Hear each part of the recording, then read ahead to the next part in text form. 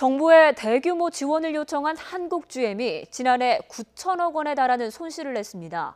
우리 정부는 한국GM의 불투명한 경영을 부실의 원인으로 꼽고 있는데 GM이 재무실사에 얼마나 적극적으로 협조할지는 의문입니다. 보도에 김세호 기자입니다. GM은 지난해 한국GM의 당기 순손실이 9천억 원에 달한다고 정부와 산업은행에 밝혔습니다.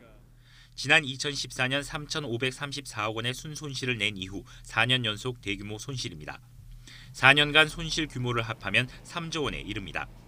손실 규모가 커지면서 한국GM은 지난해 3분기 기준 자본 잠식 상태에 들어갔습니다. 부채 비율은 지난 2014년 435%에서 2016년 말에는 84,980%로 폭증했습니다. 지난해 영업손실 추정치도 8천억 원으로 유례없이 큰 반면 매출 추정치는 10조 7천억 원으로 금융위기 직후인 2009년 이후 가장 작은 규모입니다. 정부와 산업은행은 GM이 중국과 북미 위주로 시장을 개편하는 데다 불투명한 경영 방식이 부실을 키운 것으로 보고 있습니다. 산업은행은 한국GM에 대한 재무실사에서 위법한 사항이 나올 경우 고발을 포함한 합당한 조치를 취하겠다고 밝혔습니다.